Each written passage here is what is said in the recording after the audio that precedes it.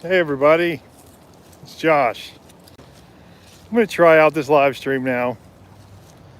I just came out walking it's a little cool today, but I always run hot, so I don't know if the wind is going to be a factor in being able to hear me, but I guess we'll see when everybody gets over here. I wanted to talk about purpose today, and really just about whatever you all want to talk about. What are you struggling with? What are you going through in life? What are your biggest obstacles? I know I've said over and over that there are a few things that we require in life. We have to have either love, hope, or purpose. And the hope usually comes from either love or purpose. We can have one of those and survive, be content. Most people, they try to find purpose in random things. They find it in work. They find it in relationships. And when it's something finite you're searching for purpose in, it always fails you. It always ends up devouring you somehow. Now, it might last for a long time. It might last you through decades, almost your entire life. But at the end of your life, if your hope is in something like a relationship or something like a long-term career, it's going to devour you. Believing in something finite is never, ever going to fulfill you. I'll wait until a couple more people get in here, see what you all are going through in life. I know it's kind of a busy time for everybody, but I want to hear, if you can, if you're able to chat or anything, let me know what brings you purpose in life, what brings you fulfillment. If you are still searching for that fulfillment, I'd love to know, because I spent my entire life on a search, a quest for truth.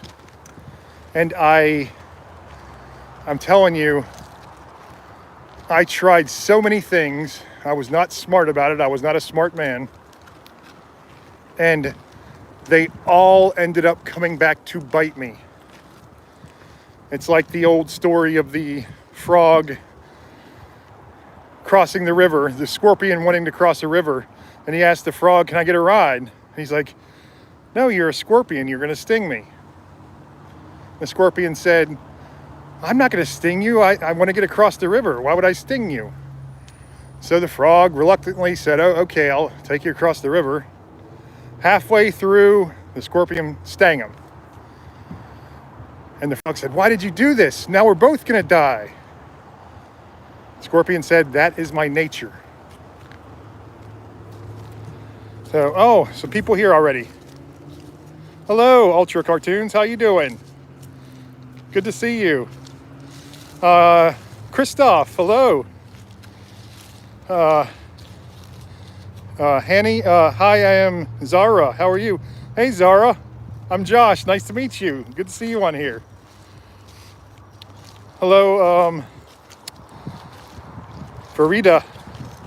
I am from not too far from Raleigh, North Carolina. Where are you from? Your favorite blondie. Hello. Good to see you all. I'm glad you all joined me. I'm just talking, a little afternoon chat of, I'd like to know what brings you fulfillment in life? What gives you purpose in life? What gets you up in the morning? What keeps you going? I'm really curious to know everybody's answer for this. And, just hopefully we get a good discussion out of it. I'm sorry, I can't see that. Amir, I can't see that, what that flag, is that a Mexican flag? Oh, India. Very nice, thank you for joining me from India. I've actually had a a good bit of Indians joining me. I'm usually on, here it's the middle of the night. It's midnight to 2 a.m. And I don't usually get a chance to come out and do live streams. It's, 3:15 in the afternoon here. I don't usually get a chance to do them during the day because I'm constantly doing something and my phone's blowing up with some tragedy or trauma going on or some problem I have to contend with. Watching from Norway. Oh man, we've got all over the world here. It's great to see you all.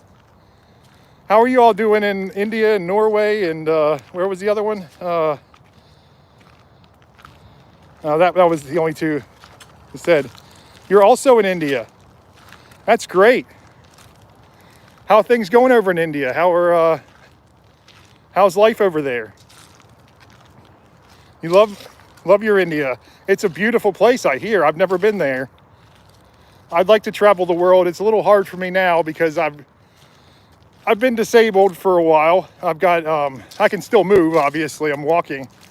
But I have a damaged nerve. The biggest nerve in your body that runs through your leg from your back. They damaged it during a surgery I had about 15 years ago already. Then I had 3 more surgeries after that trying to find some way to ease the pain and repair the damage that was done to my back. But I'm telling you, I was in such depression, in such a low place in my life for 13 years. And everything changed. I didn't believe that God would intervene. I believed in God, but I didn't believe he would intervene, especially in a life like mine. Who would think that a worthless life like mine, nothing going for me, couldn't really do work anymore. I was socially anxious. I could barely leave the house some days. And I went and prayed for the first time in 20 years. Not even 10 minutes later, a deer comes running out of the woods.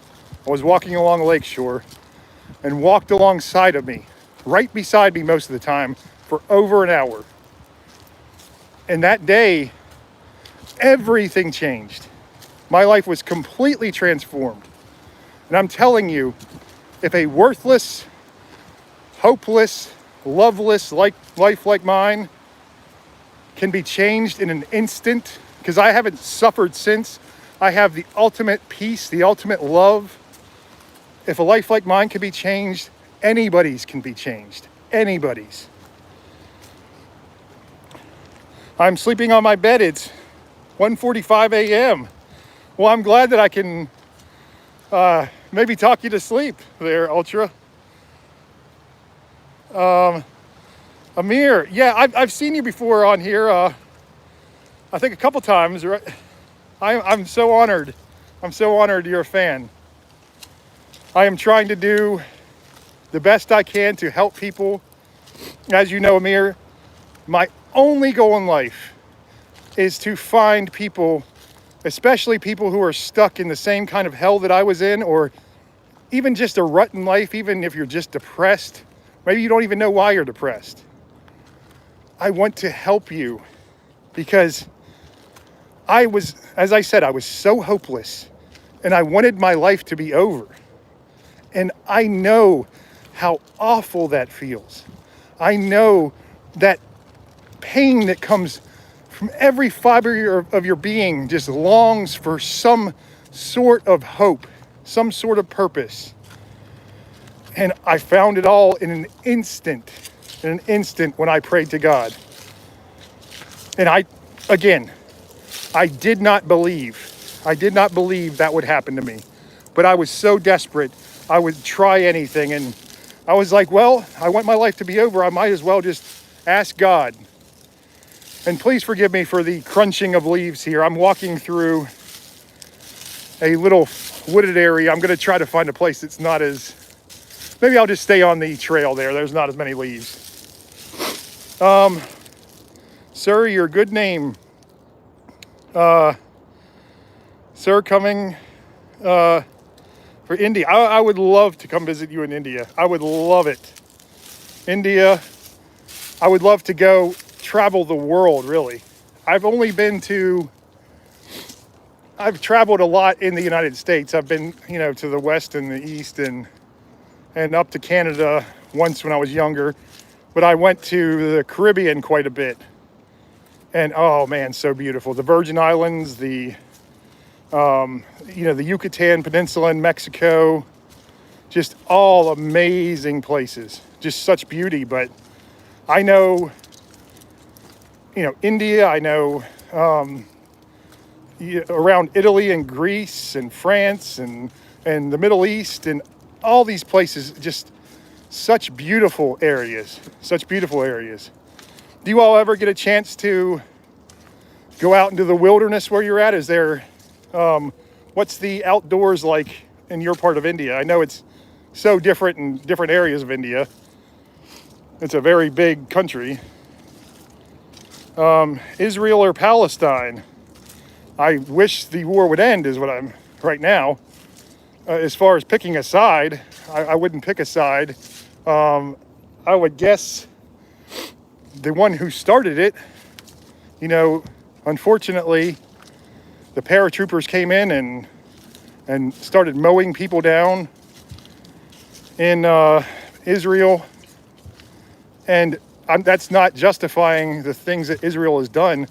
I despise war. I despise it. I understand it is necessary sometimes. And I pray, when the great powers that be decide they are going to fight each other, oftentimes for reasons they don't even know, it's just a power trip or just about money or just about, fill in the blank. And the poor and middle classes, they suffer the most. And everyone forgets about them. Everyone forgets about them. We have to remember these innocent people that are just having their lives upended by these tragedies. Let's see here. Oh, Czech Republic. I didn't see that, Christoph. That's great. Czech Republic. I'm, most of my family was Polish, so not too far from there, I guess, but another beautiful area. You got some good nature up there, but I'm guessing it's pretty cold up there right now. Am I right? Oh, Jenny, hello. Good to see you. Sorry I missed some of these earlier ones here. So Free Palestine. Okay, yeah, I get it. That's the big movement right now, and I am against war. Again, I understand the reason for it, and there are a lot of Muslims that I absolutely adore. One of my best friends growing up was a Muslim. One of my wife's best friends right now is a Muslim woman. And unfortunately, though most Muslims are very peaceful, it is not a religion of peace. It is not. The Quran commands you, if you're not a Muslim, you must be either converted, enslaved, taxed, and it's like a shame tax, or killed. And I encourage all Muslims to go and read the Gospels, where, Muhammad said they were God-breathed words, yet he contradicts them all. I encourage every Muslim to go and read the Gospels, because Jesus Christ makes it clear he is God.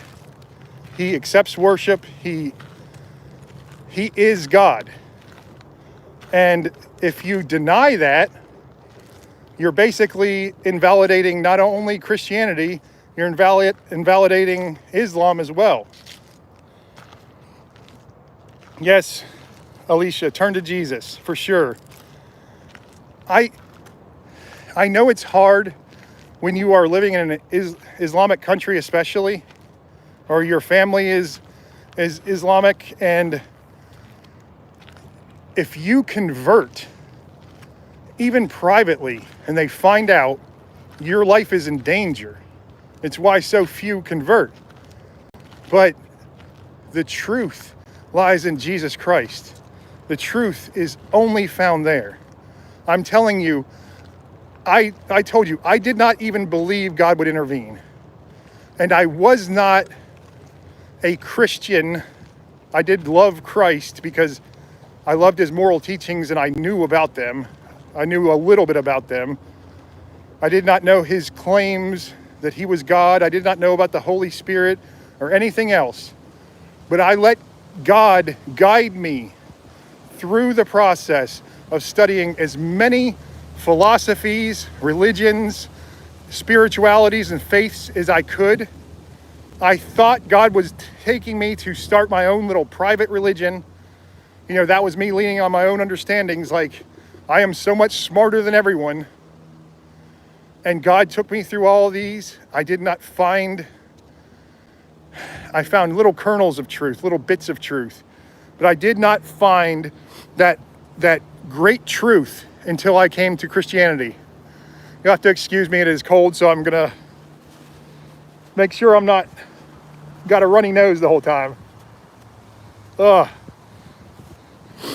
Let's see. Oh, BJ, hey, how you doing, brother? Thank you for subscribing. I appreciate that. Truth Teller, hello, how are you today? How's everything going? Is your friend okay? I haven't heard from you in a while. And I'm sorry, can you guys hear me okay? Because I know the wind is blowing hard here. It's a cold breeze, but I want to make sure that everybody can hear me. I'm going to go to a little covered area over here so everybody can hear me better, but I'm trying to shield the bottom of the phone with my hand a little bit so the wind doesn't blow right into the microphone. A VJ in India too. Wow, we got a lot of... I love my Indian brothers and sisters. I love you all so much. So beautiful over there. You know, as I said, I've never been there, but I like to study all different areas in the world, and just absolutely gorgeous. And I know there's a lot of oppression over there. I know how hard it is for some, you know, especially the poor over there. But God's creation is wonderful, and it is always calling to us, no matter where we are, no matter how poor or how rich you are. Walk into the wilderness. I don't care if it's a desert. I don't care if it's a thick forest. I don't care what it is. Go into the wilderness and talk to him. And I promise you, if you have a genuine heart and you are open to him, to surrendering to him, he will talk back to you. He will show you a sign. He will let himself be known. New Zealand. Wow. I have really got I've got almost the whole globe here. That is awesome. That is great. New Zealand now, that's a place. Man, talk about beauty. You know, I think it's the Swiss Alps and the Himalayas, and what's the ones in South America? The Andes, and then New Zealand. You know, obviously I was a big fan of the Lord of the Rings stories, movies, and books, and just the landscape there. I think they filmed Game of Thrones there too. I was a fan of that when it came on too. But just immaculate beauty. God's creation is... I don't know if everyone... If you're an outdoors person like me, I've been an outdoors person all my life. And I always felt a peace in the outdoors, in the wilderness, but I could never understand why. And I don't know if you all know, but the Hebrew word in the Old Testament for wilderness is translated into seeking God. And it's exactly what happened to me. It's the place I always felt God the closest to me. I always could hear him. I always could feel him with me. And that's why I try to come out into the wilderness to do my videos as much as I can. I try to come out every single day and talk to him, no matter if it's horrible weather or perfect weather. He is always here talking to me, and always my anxiety, my fear, my depression, it vanishes when I'm in his presence. VJ, I'm from America, North America. I am near Raleigh, North Carolina, in the United States. It's a pretty area. We live, it's not nearly as pretty as most of the places you all live, but we're really close to the beach and the mountains. We're kind of right in between, so I can drive to either one within a day, within a couple hours. And I used to live in the Blue Ridge Mountains, which are the oldest mountain range in the world. And that's where I grew up most of my life.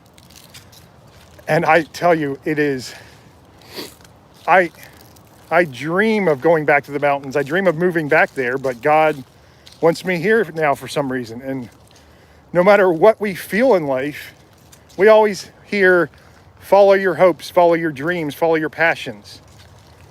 I'm telling you, that is not good advice. As good of a poster or meme it might make, it is going to lead you to ruin. Yes, use your talents, and those dreams and passions are there for a reason, to kind of incubate something bigger in life, but always follow where God sends you. I say it over and over on here, and I'm going to say it until the day I die. Try to walk in faith every single day. That means everywhere you go, every single place you go, always ask God, or try to figure it out in your own head, what God has you in that place for. Why has God brought you to that place? Are you there to learn something? Are you there to meet somebody? Maybe you're there to meet your soulmate. Maybe you're there to meet a friend for life. You don't know. And once you start doing that, that is when you start learning the language of God. You start understanding how he speaks to you, because he speaks to everyone in different ways. But for me, it's always in nature. It always is. I mean, I get visions very, very, very rarely. I've had maybe 3 visions in my life where I'm not physically, but spiritually taken to another place. I've had dreams that have had profound meaning, but very rarely do I even dream anymore. And I hear his voice through artwork, even artwork of non-believers. Things like paintings, music, even TV or movies sometimes. He speaks to you through these things.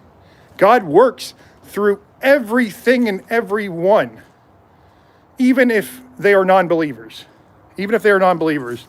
So you can be listening to an atheist song, and he will speak to you through that music, if that is the way he's going to speak to you. Now, only he knows how he's going to speak to you, and only the two of you know how your personal relationship goes, because it is a personal relationship. You begin to understand as you open yourself up to him and he opens himself up to you. You begin to understand each other, just like any other relationship. You don't know each other until you let yourself be known. Now, with Christ, he tells us who he is in the New Testament, in the Gospels, and even in the Old Testament. He was working the whole time. Every time they talked to God, every time the prophets heard from God, it was Jesus Christ talking to them. Rob, good to see you, brother. You're here early today. I don't usually do these during the day, but I'm glad you're here. And Joshua started his journey 40 days in the wilderness. Absolutely. Absolutely. And I know various verses in the Bible. I think Luke 5 is one of them. And I can't remember the other ones, Matthew something. Jesus was starting to get popular because everyone was starting to hear This guy is saying he's the Messiah. He's healing people. You can go and touch him and he will heal you. And so he's getting these huge crowds of people. Please heal me. Please just let me touch you. Even if you didn't need healing, you just wanted to be near the man calling himself the Messiah. And as his popularity started to grow, the Gospels say he slipped into the lonely places. He would slip out into the wilderness. He would go and pray to the Father. Now, a lot of Muslims think that's because he's not God. See, he's praying to the Father. That's not true. He prayed to the Father because when Jesus came to this earth, he limited himself. So he did not have the omnipotence. He did not have any of the powers of God until he prayed to the Father for him. And because of his sinless life, then he had the complete power of God. As he prayed, you have to go and always refresh yourself, always renew yourself in God's presence. And that's what he showed us to do by example. So we know, slip out into those lonely places, go into the room and shut the door behind you, he says. Anywhere you can go to be in solitary. And you are never alone because he is always with you if you open yourself up to him. Okay, let's see. Shalom, Michael. Good to see you, brother.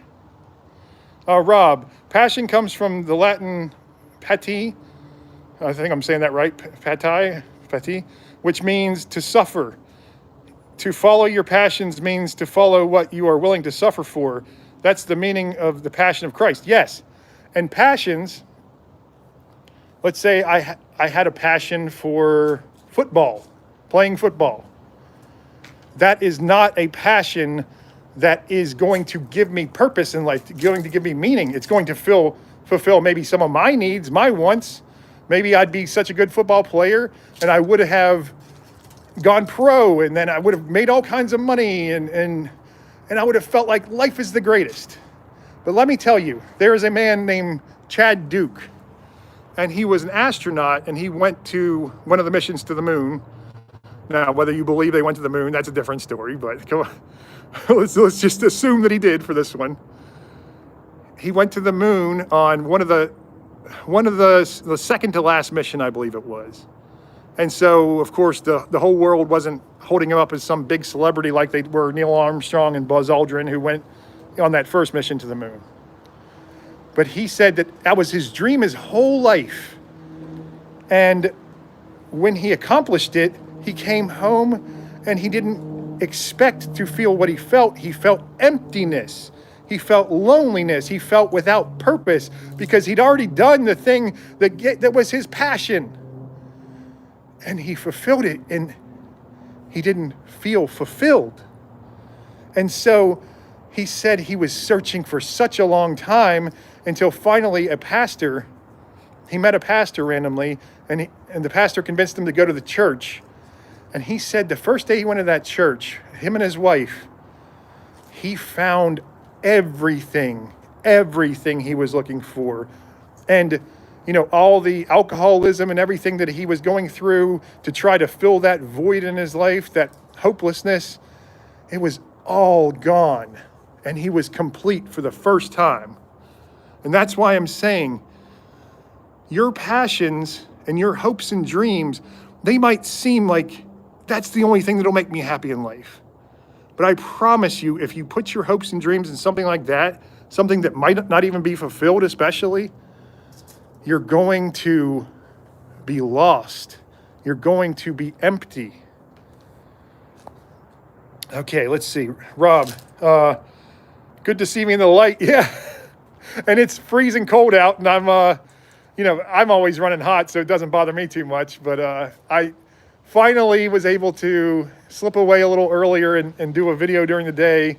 I do my regular videos during the day when I go and talk to God, but today I was like, I'm going to go and see what everybody's up to because I love doing live streams. I want to hear what you all are struggling with in life. I want to hear if you're suffering in life, if you are just at a dead end, if you are lacking purpose, anything. Truth teller. Let's see. Anyway, I'm sorry, truth teller. Did I miss one of your things? Oh, I did miss. I asked about, yes, and she and I are great, and I am going to the mall to see my boyfriend, Abby, and we will hang out for a while. Is excited. Oh, very good. I'm so glad. I'm so glad to hear she's doing better, and you're doing better too. God bless you. Okay, let's see. Sorry I missed your earlier comment, but I hope you heard that. Alicia, seek first the kingdom of God and his righteousness, and everything will be given to you. Absolutely. And the only problem is, Alicia, that I've found, not only with just me, but with many people, is that we are raised in this fallen world. And all we know is this sinful life. And we don't think it's sinful because it's just life. You know, there's all kinds of things. There's adult content everywhere. You know, people acting inappropriately everywhere we go. Every show and movie and song has got something inappropriate in it. And it's all leading us to constantly sin. And we don't understand how deep that sin goes, how much the devil controls us, how completely he controls us. And so we're looking for that purpose within that sinful life. And until I say it a lot, and I know there's exceptions to it, but I've never met somebody who's an exception to it. Until we are broken, until we suffer, we don't understand the weight of our sins. We don't understand the hopelessness and lack of purpose in our life. And so until I was broken completely, I was not ready to surrender myself completely to God. I was just holding on to, I'll figure out a way out of this. I always have, I always will. I can accomplish anything, even though I'm disabled now. I'm going to figure out something. I'm going to maybe win the lottery. Maybe I'll hit big in crypto or whatever, you name it. Maybe I'll get in gambling on football or something. I mean, just these wild dreams, like these. I was grasping for anything, because I'd lived just above the poverty line for so long. I was in pain. There were deaths. There were people taking their own lives, and very close friends and family. There was miscarriages, just all kinds of trauma. And so many of my family were also disabled or having very bad health problems. And I was like, there's nothing in this life worth living for except for my family, my children especially. And my relationship with my children I felt like an anchor on them. And so even that relationship was corrupted by the darkness that I lived in. And I loved them more than anything in this world. And I felt like I was failing them. And that was the worst punch to the gut I could have ever got. So until you are ready to fully surrender, it's hard to be born again, to truly know the grace and the love and the comfort of Jesus Christ, because it's not an easy road either. It's very hard. I've been through almost more since I've been saved than before, but I've been at peace through the whole thing.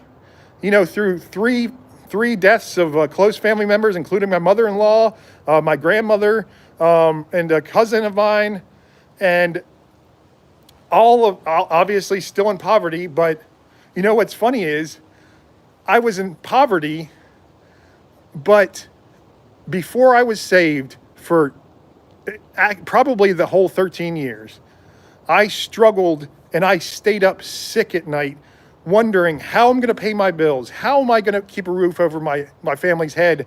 What am I going to do? I'm going to fail them. We're going to be living on the streets or, in some family's house, in one of our family members' house. And that would just make me sick, physically sick. And since I've been saved, I haven't paid one bill late. I haven't struggled to pay any of my bills since then.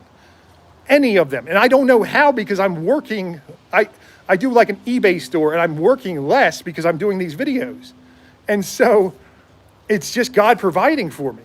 It's not like I'm wealthy at all. I'm still just above the poverty line, but God provides for me all the time. And it's so miraculous that I am working less now. You know, like I said, I was doing all these side hustles trying to make, and it was bringing in some extra money, and I barely ever do them anymore. Barely ever. Just one of the many, many miracles of the transformation of my life. Rob, but here is a very controversial question. If Joshua never knew sin, how could he know the power of repentance or the power of forgiveness? How could he know the importance of something he never experienced? Okay, so remember, Joshua is the author of life. The author of life. He created us. He knows what sin is. He knows because the Holy Spirit has been within so many. And remember, he lives outside of space and time. So he experienced the penalty for his sins. Everything with God, it's hard for us to grasp. Every experience of everything in life, he's experiencing it all at once. It is not the concept of time that we understand. He knows everything because he created everything. And he knew we would have to live in a place of sin. He knew we would have to have sin because we had to have free will. You know, I talk about this quite a bit too, but without free will, what will we be? We'd be either slaves or robots. And without love, which is why we have free will, because we have to be capable of love. And without love, we would have nothing. We would have no purpose, no meaning. And so we had to have the free will. We have to have evil. We have to have suffering, because that leads us to a place where we can either love others, love God, or reject God and reject others. We have that choice. And so he's not going to put the finger on the scale unless we let him, unless we open ourselves up to him. And when we do, it's not like our pain and everything goes away. We're always going to experience pain in life, but our suffering can be, I'm telling you, so much pain and zero suffering for 2 years since I've been saved. 2 years. I thought, this surely can't last. This is way too good. I feel way too good in life. I cannot feel this way. And it didn't fade because I was used to the drugs or the sex or the gambling and all those little dopamine hits that just made you feel like you're in heaven, and then all of a sudden you crash back down and even farther into hell. And I was thinking of that, and it is nothing like that. It is everlasting. It is always, as long as we let him, he will work through us. I'm asking this from a theological point of view, not a disputing point. Yes. And I hope that's, obviously that's a very deep question, but yeah, he's literally the author of life. So he created everything.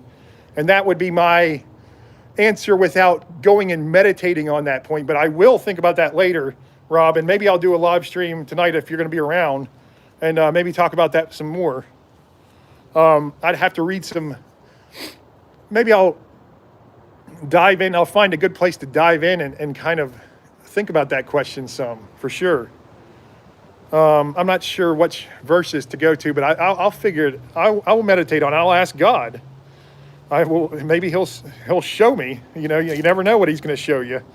The idea of the prodigal son pushes the whole concept that a man who has done wrong and recognized it and changed his ways is more to celebrate than a man who has never sinned. Amen, Rob. The prodigal son and all of that chapter, I think it's Luke 15, if I remember correctly. The prodigal son is, for those of you who don't know, the two brothers, and their father was very wealthy. And the older brother went to the father and said, you're not using this money. Can we have our inheritance now so we can start our lives? And so the father said, okay, and he gave both the sons their inheritance. The one son, the older son, lived a righteous life. He started a farm. He was always, faithful and devotional. And the younger son took off, went out, spent his money literally on prostitutes and on alcohol and gambling. And he lost all his money very quickly.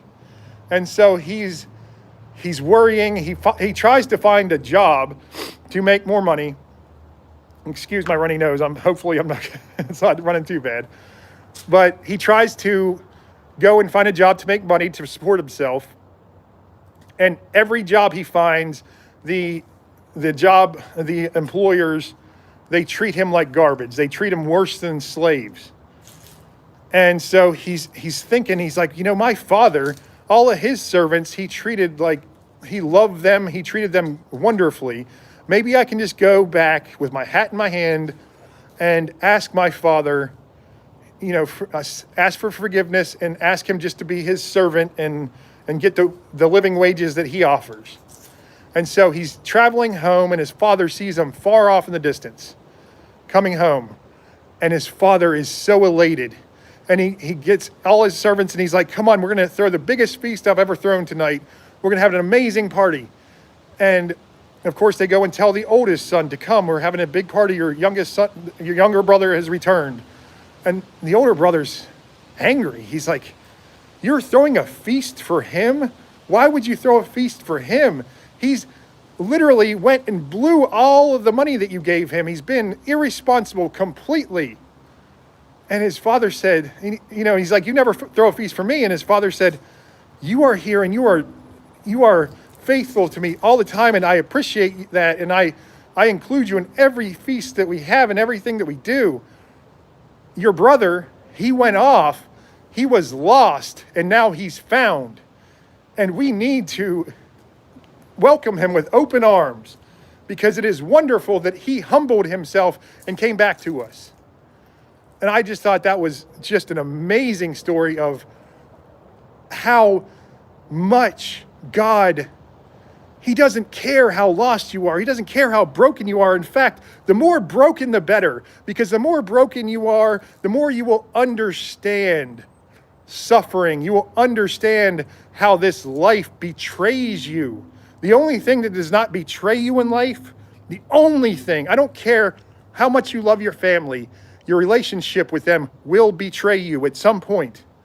At some point, and somehow it will leave you empty. If that's all you have, the only thing we can rely on is God. The only thing. And being broken lets you see this clearly, more clear than you can understand. Oh, thank you, Angela. It's good to see you again. If you like it, please hit the like button. I always appreciate all of you coming in here and reminding people of that, because I'm not so much worried about the likes. I want you to get something out of my content for sure. I hope it helps guide you closer to Christ. If you have a close relationship with Christ, it maybe helps you think of different ways to strengthen your relationship with him. But I am so honored. I never thought I would be speaking to anyone. When God sent me out to do these videos, I was like, no way anybody's watching it. And then I went and watched a video on making YouTube channel. And I was like, so I don't even know what to do, so I need to go and learn some basics. And the people on there said, don't expect to get really much of anything, maybe 100, maybe 200 if you're lucky, subscribers within, a year or two. But if you can last for more than 2 years, you will start seeing your subscribers just grow. And I was like, well, all right. Well, I just want to talk to a few people, help a few people. That's all I'm asking for. I'm a horrible speaker anyway. I'm not pretty to look at. So I'll just go out and do my best. And I'm telling you, I didn't want to do the videos because, like I said, I couldn't speak and I wasn't good to look at. And it was within a couple months, within, I think 2 months, I had some video on suffering, and like 4,000 some people watched it, and I started getting all these new subscribers, and I just was so honored and so humbled that God, because this isn't me at all. I'm telling you, I had no wisdom. I had nothing to offer. So there's no, if it was me 3 years ago trying to talk to you, I would just be telling you nonsense and it would, nobody be watching. But I promise you, God will fulfill you more than you ever can imagine. I cannot say that enough. He is the ultimate hope, the ultimate peace, the ultimate love, and the ultimate meaning. You only must be a willing servant. God will use you. Absolutely. And he uses us all in different ways because we all have such different talents. I thought I'd always wanted to be a writer, so I thought maybe I'm going to write this great book in the first, I'd say 4 or 5 months. I filled up, you know, those little notebooks you can buy at Walmart for like 50 cents. I filled up, I think, 9 of them within the first couple months, just non-stop writing. And then I was like, I can't write fast enough with my pen, so I have to get on the computer and start typing and have like hundreds of more pages on there. And then I was led to this channel, and my focus shifted completely to this and just to responding to people. And I want to, when you leave a comment or you know, if I'm doing a live stream, I like to get in deep and try to help everyone as much as I can, because that is the only thing that matters to me anymore in life. The only thing, that and serving Christ and loving Christ and having my own personal relationship are my meaning, my everything. Hey Eli, amen. Good to see you, brother. I'm so happy you all are here. I know, as I said, most of you guys are probably used to me doing this in the middle of the night, but I'm usually, that's my only time of, not peace, but the only time of quiet. So when I come out into the woods, I am just here to talk to God. And then when I like to do my regular videos when I freshly talk to God, because that's when I have the most inspiration. And so I'll do my video on my walk back or right before I leave or something. And then I go home and I have, you know, my family, my kids running around. And of course I have to spend time with them. It's not I have to, I want to, but there's no quiet place to go, no place to get away, no office or anything I have, because, you know, it's not that big of a house. And my dogs are old and don't have much longer to live, so I've got to spend time with them. But yeah, the middle of the night's the only time I can kind of get away and, you know, talk to everybody without getting interrupted every 5 seconds. Because usually during the day, too, I also get phone calls a lot. Excuse me for one more minute. Here, I'll show you the pine woods while I wipe my nose here. Don't need to have that on camera. So what's going on with you all today? Are you all struggling with anything in life? Are you all having any kind of problems that you just kind of seem stuck on?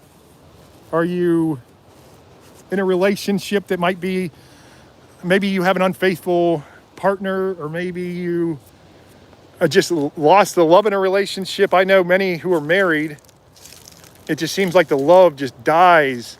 And that is such a common problem these days. Anything at all, I'm here for you. And if I can't help you, I will absolutely try to find someone who can. How much do I walk each day? We are in Kentucky. Oh, that's right. Yeah, you told me about Kentucky. I love the bluegrass state, right? I've never been there either. That's one of the few states out here I've never been to, but I know it's beautiful country. My daughter is a huge horse lover, so she wants to move there so badly. I walk about, it depends. If I am on a good day, when my pain isn't too bad, I will walk usually around 3 miles, 3.5 max. If I go over that, I'm really going to be paying for it. Usually if I'm doing 3.5, I'm still paying for it at least a little bit. But I would say probably 2 miles maybe. But I don't really track it, so I can do more. It's just, I feel worse in the short term, but better in the long term, if that makes any sense. Because my mind is cleared. I've talked to God, and my body, my muscles get tight, and they finally loosen up when I go and relax at night after a long walk. But yeah, I try to move within the first couple hours of waking up, because if I don't move then I just feel like trash the rest of the day. My body just starts just yelling at me and screaming at me. So I've got to keep moving. I think that's very important for everybody too. You got to keep moving always, as much as you can do. Even if you can't walk, do some kind of exercise. It will make you feel better and help you slip out of that depression. I used to think, oh, that's how you beat depression and anxiety, and it is a good way of doing that. Exercise is amazing for that, but it still does not give you that fulfillment like God does. So I kill 2 birds with 1 stone, and I come out here, I do my worship, I do my prayer in the woods while I'm walking. I get to see beautiful nature, and then I also get my exercise in and talk to God. So you're prayer walking. Many in our church do that. Yes, I do active prayer all the time. That is something that I think I try to teach people to do that too, because, I tell them to go out into the wilderness. I was talking about that a little bit earlier, but the walking in prayer, walking in faith, it's no matter what, the prayer walking is I think that you get more of a connection with God when you are by yourself, when you're out in the woods, when you are away from the chaos and the noise. I really do think that that's where you can hear God the clearest, which is why I recommend the wilderness all the time.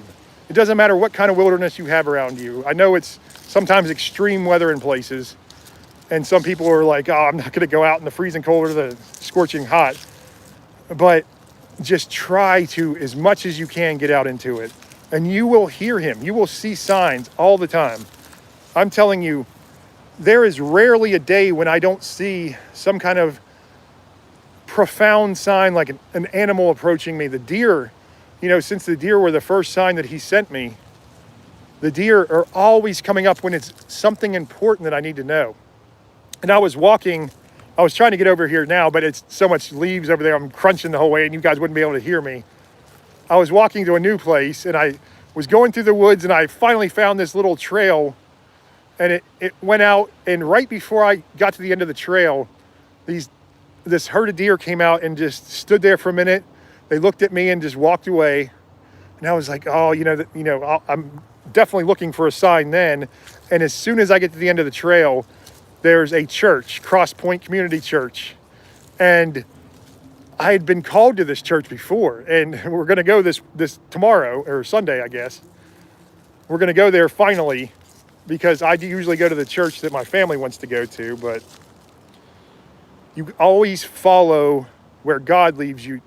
Do not think that you can walk in front and pave your own path, pave your own trail. Follow where he goes, and you will never, ever be lost. Eli, I am homeless and I was very sad, so I prayed, and when I woke this morning, there was a fox jumping on my head. Then I laughed, and then it ran away.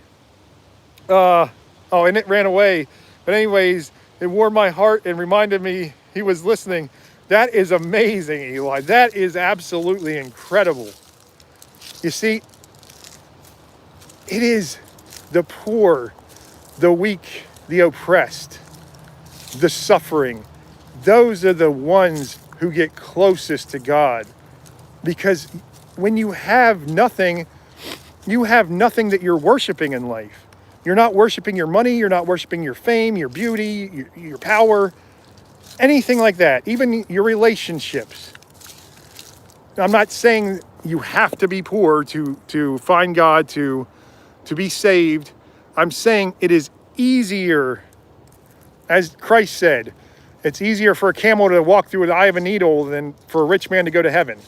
Now, that does not mean a rich man cannot go to heaven. Absolutely not. There are many rich people who do great work, who give constantly to charity, to help so many do Christ's work. But how hard would it be to give up everything if you have so much compared to if you're living in a tent or living under a bridge? It is not even, it's night and day. Christ comes and he says, follow me, and you get up and you follow him. I'm going to turn this around one more time here. Hopefully the last time. My nose is starting to run because that cold air always gets it running, and I apologize for that. Oh man, let's see if there's a nice little pond over there. Let's see that.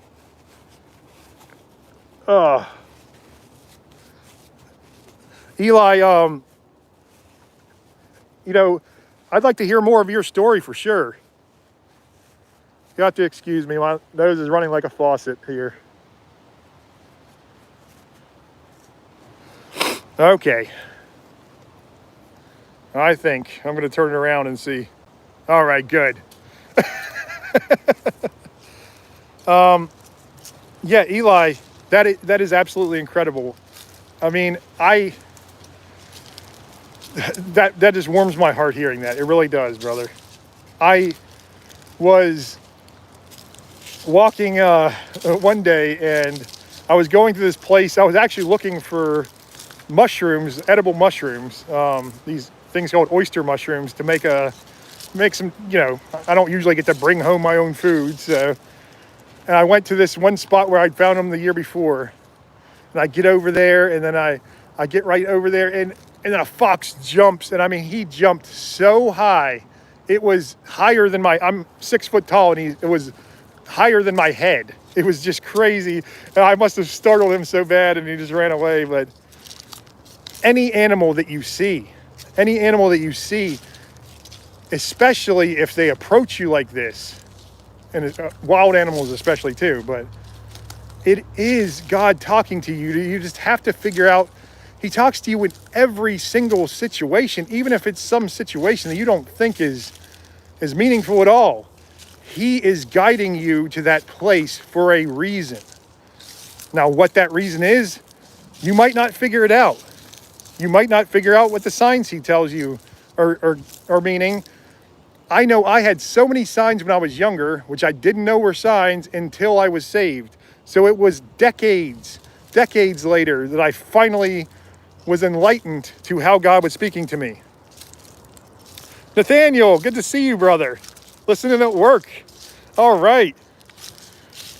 I'm happy to occupy some of your time at work. Probably can't stay on here too much longer because as I said, my nose is running and it's just always something out here. But I just wanted to talk to you all. Does anybody have anything else going on? I want to help any way I can. Obviously there's some things I can help with and some things I can't, but I will try anything you got going on. United States Marine Corps. Consider joining the United States Marine Corps to serve. Very good. Yeah, the Marine Corps. God bless you all. I am not in any kind of shape to join the Marine Corps at my point in life, but yes, if you're young and you want to find some sort of anything in life, joining the armed services is definitely an option. I respect everyone who does join. But don't join if you're not passionate about it either, or you're not, I shouldn't say passionate, because I just said don't follow your passions. If you want to find some structure in life at a young age, that is a good way to do it, but it is warning you too. I don't like war, but I love the ones who defend us, and I respect them. I don't love the people who send us to the wars, though. I shouldn't say I don't love them either. I try to love everyone because Christ tells us to love even our enemies. I don't respect them. And I think they are evil people at times. Evil, just making so much money and vying for power and all these things, and they are sending our armed forces in harm's way. And please pray for all of our armed forces, because right now we could be on the brink of World War III. We really could be. And it is going to be, if it is World War III and if nukes are dropped, then there's not much we can do. But please pray and try to spread the good word of Christ. Try to draw as many people to Christ as you can. If you don't have a strong relationship with him right now, then please work. Seek and ye shall find. Please. Eli, I wish I could share more of my story, but I would be writing a book to explain it in depth, and that is crazy. You know, there's over 100,000 kinds of mushrooms. Most of them are poisonous. Yes, we haven't even found most of the mushrooms yet, because, I mean, look at the Amazon rainforest. We don't know what, I think they said like it could be up to 75% we haven't even discovered yet. And they do amazing things. God gave us the remedy for all of our problems. Now, I heard a story. I'm sorry if you guys have heard this one before. There was a man working at the University of Minnesota, and he was a scientist there in some kind of biology field. And his grandmother came to him and had stage 4 breast cancer. She just wasn't a person that ever went to the doctor until it was too late. They went to the doctor. They said, you got about 6 months left to live, tried to keep her comfortable. And he had found at his university, they were doing a study on these things called turkey tail mushrooms, which are found all over the world, by the way, or all over, except for Antarctica, probably. They're just they look like a little mussel growing on a down tree that look like a turkey tail, little like rainbow type thing, or little lines like a rainbow, but not colors. And she started taking these turkey tail mushrooms because they said that the turkey tail mushrooms could cure breast cancer and other kinds of cancer. So she started taking them. Within a couple months, she was in complete remission. Not a sign of the cancer, not a trace. And so this man was so amazed, he switched to the mycology field, which is a study of mushrooms, and he tried to figure out how does this mushroom cure cancer? And they don't have any clue how it does it. Somehow, when you have cancer, your body doesn't recognize it. It thinks it just doesn't see it. Your immune system can't attack it because it can't see it. Somehow this mushroom rewrites your immune system so it can tell what the cancer is and what is bad in your body. And it just starts attacking it and heals it up. It's just simply amazing. Oh, thank you, Nathaniel. It's so great to hear from you every time, brother. I'm always praying for you. And I'm hoping that you're finding your purpose and your place in life. And I swear to you, I have been praying for you. And I know that you were saying that you're trying to start reading the Bible, and it's just kind of not sinking in right now. And as you know, I've said it so many times, I couldn't understand a word. I couldn't understand what the Bible was meaning before I was saved. I could understand the words on the page, but it was like reading numbers off a page. And then it just opened up to me. It just opened up completely. So I really do think that you have to find that personal relationship with God. Find it and then watch it open up to you. Because I really do think sometimes we have to be introduced to God before he opens himself up to us. So when you have that meeting like I did, when he said, here I am, I've been here the whole time, you just had your eyes firmly shut. And then everything came into focus. It was so miraculous. Not only was I reading the Bible, I was just consuming it like it was part of me. like it was meant to be. It was telling my story as well as the story of my God. And it will tell you everything you need to know in life once you read it with enlightened eyes. Rob, I had the explanation of the Trinity given to me while walking. I was fasting and I would take meditation walks where I would just meditate on a topic I needed an answer on, and I finally got it. Just as I said to myself, yeah, that's a good answer, and solved the Trinity question, I smelled the prettiest smelling flower I'd ever smelled. I literally followed my nose up to a neighbor's driveway. What I found was a purple flower, and 3 stems and 3 heads. Oh, wow. When I returned home, I searched it, and it's a flower that is common name, the flower of the Trinity. That is absolutely incredible. I love hearing these stories. I love them. It is just simply amazing. Simply amazing. And see, that's the kind of thing I'm talking about. You have to open yourself up and be in solitary and be in that meditative state. Not like Eastern meditation where you're sitting there, trying to go into a spiritual abyss. You're trying to clear your mind of everything except for what God is showing you. That's what meditating is in Christianity. And you will find things like this. Everyone will. It is not something that is just for certain people because we're some kind of special people. I'm nobody special. My life was forfeit. I was worthless. I gave my life to God. I didn't think that he would want it, and he took it without even a second. Oh, man. It makes me get teary-eyed. I'm so sorry, and I got goosebumps now, even though I swear to you, you are worthy.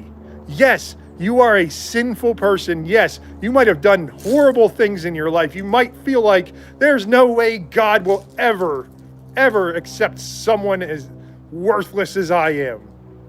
But I promise you, if you read the Bible, look at every single figure except for Jesus Christ in the Bible and realize how broken they were.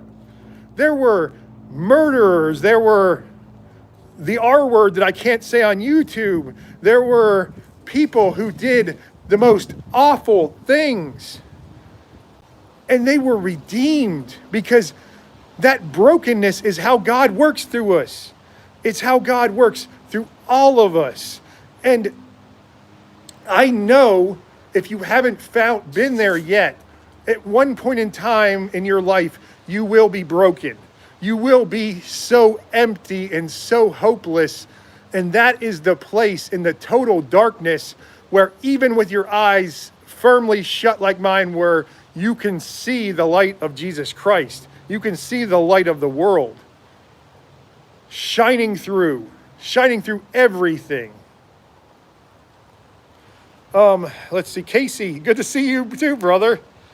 What's your thoughts on prescription medication for mental issues? That is a tough one. All right, so I am firmly against how people are prescribing medication for mental illness right now. Carl Jung, a famous psychologist and psychiatrist, and he said that probably a large percent of the people who came to him didn't have any kind of mental illness really, or any kind of real problem, except for they had situational depression. They had anxiety that was caused by bullying or some traumatic incident in life. And he was like, these people, they come to me, and yes, they need someone to talk to work out their problems, but another doctor would just throw medication at them. Just be like, oh, you got social anxiety, bam, here. Oh, you're depressed? Let's not get to the root of the problem. Let's not find out why you're depressed. Let's just throw medication at it. And it'll make you feel like a zombie. It'll make you feel emotionless. And it is awful what they're doing to people. But there are extreme cases where people want to do harm to themselves or others, where absolutely I do think you need to have medication. There are extreme cases of even bipolar. There's some bipolar that you can get by without medication, and there's some where you can get by, or where you need it, where it's so overcoming in life. However, I still think if those people could find someone who is born again or some sort of great servant of Christ to help them, they would be able to get by with zero medication. I've talked to so many people who have been able to just get off all of their, medication for any kind of issues they're having just by finding Christ in their life. Because I was taking medication for anxiety. I had to sometimes go to the city hall and talk to the city hall because I was trying to get this park built behind my house. And, somehow they elected me to be on the HOA in my thing. And I was like, oh, you've got to be kidding me. I don't want to be in a damn HOA. Come on. But so I reluctantly did it. And then I told my doctor, and he's like, here, take these, it's like some kind of barbiturate sedative. And of course it felt great. And I was up there talking like, oh, hey, everybody. And that's what I realized. Through my whole life, I was drinking myself stupid because I could finally talk to people without being nervous. I was taking these drugs because I could finally talk to people without being nervous. And I could feel like I fit in. And I was always funny, and I always could make people laugh. And that made me feel fulfilled. And I thought that's what the meaning of life is. And it is a trap. Every time we do a drug, even a prescription medication, you have to be cautious, because if you do not do it for a reason and if it does not work with your body, things obviously you need antibiotics at certain points. You need to take pain medication if you're in horrible pain after a surgery. You need to find different things, maybe medical cannabis or maybe kratom. You need to find ways to get around taking prescription medications, but those things can be abused too. It is all about how you use a tool. Every single thing in life is a tool, and a tool, just like a hammer, can be used to build. You can build a house with a hammer. You can build a whole city with a hammer, or it can be used to bash somebody over the head with. It's all how you use it. And doctors, I would not trust them, but some people unfortunately they have a horrible chemical imbalance that is just ruining their life. And once they can get to a point where they can level out and hopefully someone can lead them to the love of Christ, then hopefully they can finally get off that medication. But I understand completely, so I'm not telling anyone not to take it. Alicia, yes, God is the source of life. Absolutely. Mr. Gucci, you are special, bro. Oh, thank you so much, bro. I promise you, I am not special. I am not special. I was nobody. I wanted my life to be over, and God saved me. And now I love myself for the first time. Even before I had my disability, even before I was in pain all the time, I didn't love myself. I hated myself. I didn't know why, but I always was thinking nobody likes me, so I gotta be the life of the party. I gotta figure out a way to get people to like me, something to get people to like me. And it wears on you so much. That's why so many comedians, if you see Robin Williams and John Belushi and all these people, they either overdose or they take their own life, because it is so much the sad clown syndrome. The sad clown, because you are trying to make people happy and laugh, and you are just making yourself you're digging a hole deeper and deeper into hell a lot of times. Timothy, my Blue Wrench of Power, how are you doing? You're currently live. Absolutely. And I've got to get off of here soon, because I know it's almost, my wife's about to start making dinner, I'm sure. But Proverbs 11:22 will become useful. Look for durable goods. 11:22. I'll have to check that one out. There's a podcast called Oracle Talk Radio. Can be found on Facebook. Absolutely, I'll check that. Is it on YouTube too? Oracle Talk Radio? I think I've heard of that before, but maybe I'm wrong. City by the Bay. I've got the whole army of Blue Wrenches of power in here. How are you doing today, brother? I think we need to compliment people more. Sometimes it goes along. Yes, we do. If you know somebody, and especially someone who's been disabled in life, like you have a friend who has a horrible injury, go to them. You know what? If they have kids, offer to watch their kids for a night and let them and their spouse go out to dinner or something, or bring them dinner, or do something for them. Do whatever you can. Let them know you are there for them, because it can happen to you. And you know what? When it does happen to you, people are going to shun you like you have leprosy, like they don't want to get near you, or they're going to catch that disability too.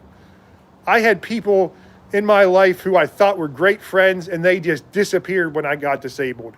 Nobody wants to go through that. Nobody wants to be brought down. Oh, the party pooper. Oh, look at him. He's over here in pain all the time. I don't want to go through that. And you don't know what anybody else is going through either. They might be going through depression or anxiety. Maybe they just lost someone they love. Maybe they just got their heart broken by a man or a woman. You don't know what somebody's going through.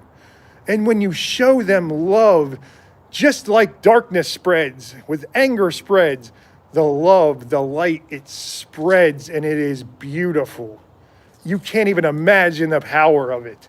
Just go out and like you said, City by the Bay, just start complimenting people. Just start telling people, oh, you look lovely today, or compliment them on something they're doing, or just say hello and give them a nice smile. And you might brighten up their day. Maybe they're thinking of ending their life. You don't know. Maybe you will save their life.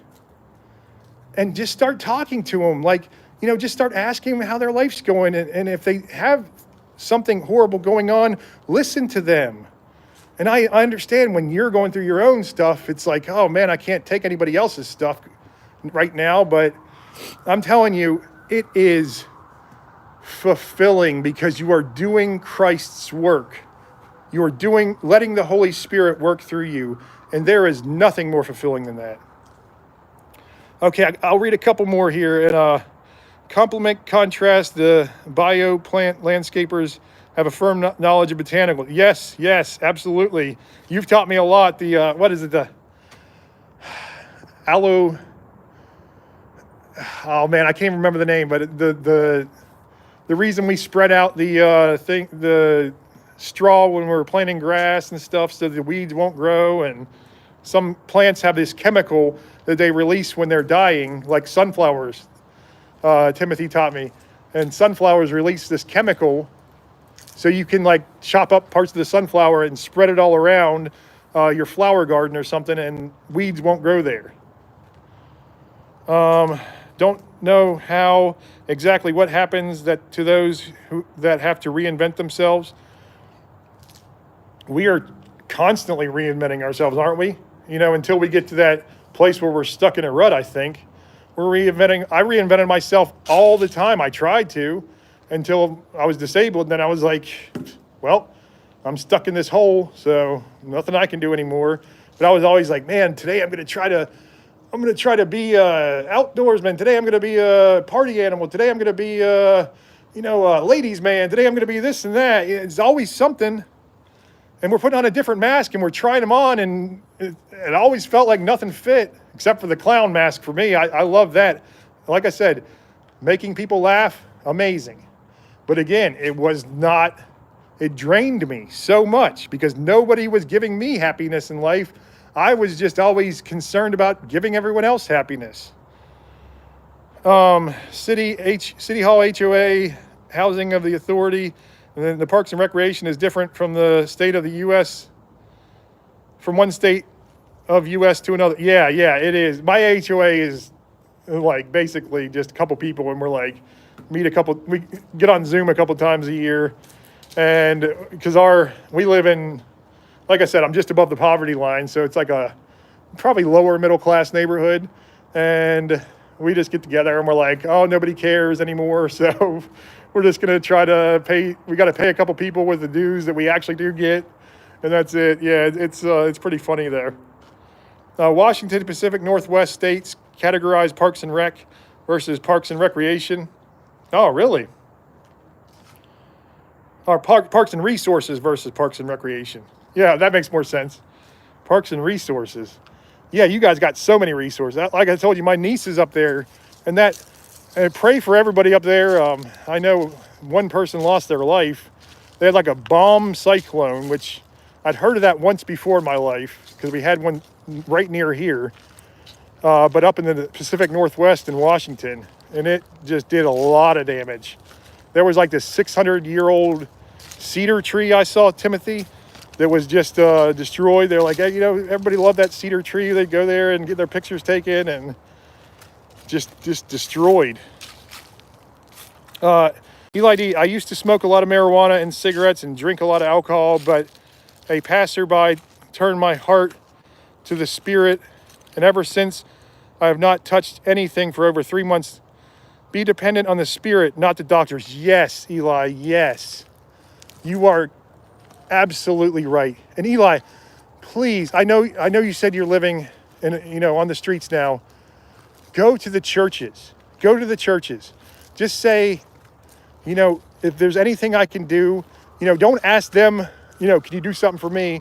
Go in and say, is there anything I can do for you?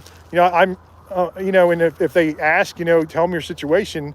Say, yeah, I'm living on the street, but I want to help others because I'm trying to follow the Holy Spirit now, and trying to be more charitable and trying to, be more fulfilled in life. And I promise you, brother, you will find somebody. There's going to be bad churches, but there's going to be a lot of good churches. Someone at hopefully one of those churches will start helping you out, maybe help you find a place to live if you want to live. And some people love living in. I know not a lot of people say they like being homeless, but I've literally met people who said, no, I want to live out here. I can do what I want. I have no restrictions, no rules, nobody tell me what to do. It's great. But most people don't want to. And if you don't want to be out there, which, more power to you if you do. But that is the way. Just go to the churches and just try to get involved in the best one you can find. And I'm telling you, hopefully someone in that congregation, you start showing up there, you start showing them you're serious about the Lord's work, and hopefully they will start helping you. Now, it used to be you took collection in churches. This was the very early churches. You did collections in churches to help the other church members. So if one was struggling, you give them money or, help them out when they're in their time of need. Now it's, oh, we got to buy more land because we're going to expand, or we're going to build a new chapel, and we're going to do this and that. And it's so disgusting. It really is. Money has ruined so many churches, and I'm so sad for them. Let's see. Malheur County wants to completely get residents to leave or vacate from the property so the land gets managed by the Bureau of Land Management. Oh, I hate the Bureau of Land Management. They are seizing land everywhere. If nobody gets rights and lose a P.O.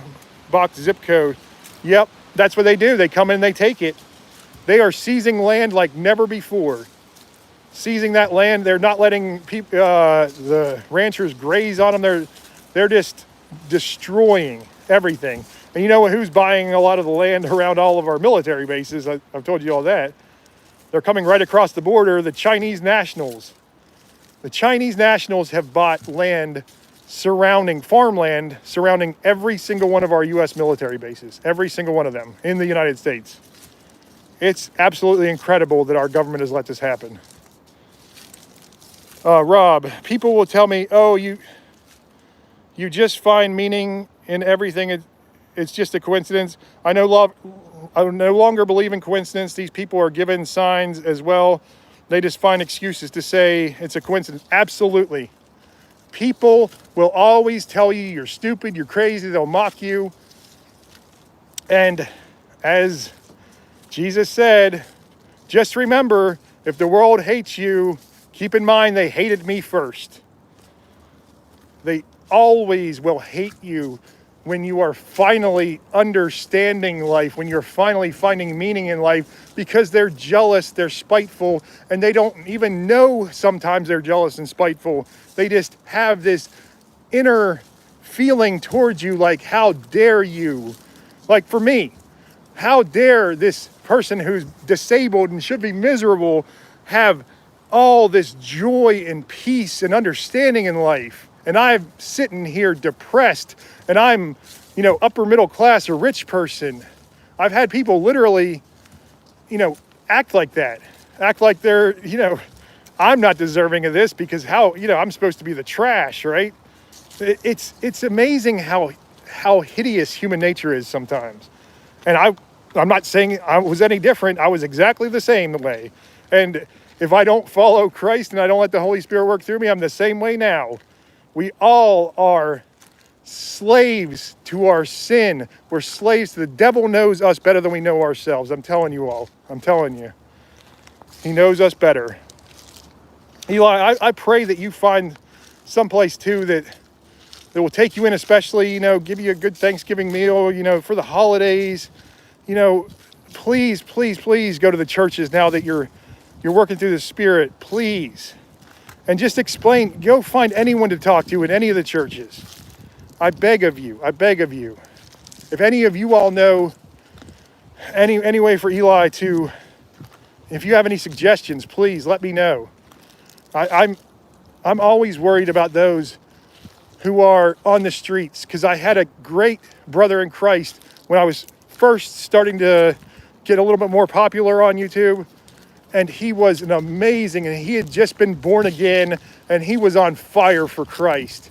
And he started getting signs, and unfortunately the signs that he got didn't play out the way he wanted to. He was getting like visions of like, this date, this is going to happen. And I'm telling you, signs from God are usually like a riddle inside a riddle inside a riddle. Sometimes you have to be, not sometimes, all the time, you have to sit and you have to understand you're not going to get specific dates and specific times of things happening unless it is an absolute emergency. And when these things didn't happen, he took off, he rode his, he was, like I said, he was homeless. He rode his bike like a couple 100 miles to where his late wife's grave was during the hottest days of the year this last summer. He slept by her grave for 2 nights, and then he rode his bike to Baltimore. He started living on the streets there, and I heard from him a couple times, and then I never heard from him again. But you have to be careful. You have to let another brother and sister in Christ help you any way they can. Any way they can. And if they're not willing to help you, then go to the next church, go to the next place. Just keep going, keep searching. Because you're going to end up exactly where God needs you. And I promise you, brother, I will be here for you as much as I can. I wish I could help financially, but, as I said, I'm barely scraping by now too. But the churches, if they do not help you, then please let me know. Reach out through one of my comments or something, and I will try to find something in your area for you, brother. I will try to. All right, let's see here. Okay, last couple ones here. Eli, have a good day. Thank you for have a good day, Eli. Thank you for showing up. Thank you, everybody, for showing up. I love you all so much. I'm streaming probably, I don't know if I'm going to be able to stream tonight. This next week's going to be hit or miss because my kids are off of school for Thanksgiving. So when my daughter sleeps on the couch, it's harder for me. I can't do my live streams. But I will try to go out and do some during the day like this if I can. And do as much as possible for sure. But it's always good to talk to you, Nathaniel, and I will always do my regular videos for sure. And if you ever have problems, any of you, reach out through the comments. If it's something private, just let me know. I'll give you my email, and you can email me and we'll keep it private. Alicia, blessings to you and your family. Enjoy your dinner. He's a dependable God. Have a blessed day, everyone. You too, Alicia. I love you so much. Oh, man. Oh, no, Nubs. I just put you in timeout because you were going after one of the other people on there, but I'm getting off here anyway. I mean, if you're going to come on here, I'll give you the speech I guess Jack gave you, the one where I was. Seriously, don't come on here like attacking people. I don't care if you make fun of me. I don't care if you laugh at me. I could care less about that. If you come on here attacking anybody else, it's going to, like, seriously, I'm not going to keep you on here. What's the point of that? It's ridiculous, man. Is that how you, like, get your purpose in life, going on and, like, making fun of everybody, calling somebody a simp last time? And just, it's like, dude, come on, man. You can call me whatever you want. I don't care. But don't come on there saying that about anybody else on here. All right, everybody. I love you all so much.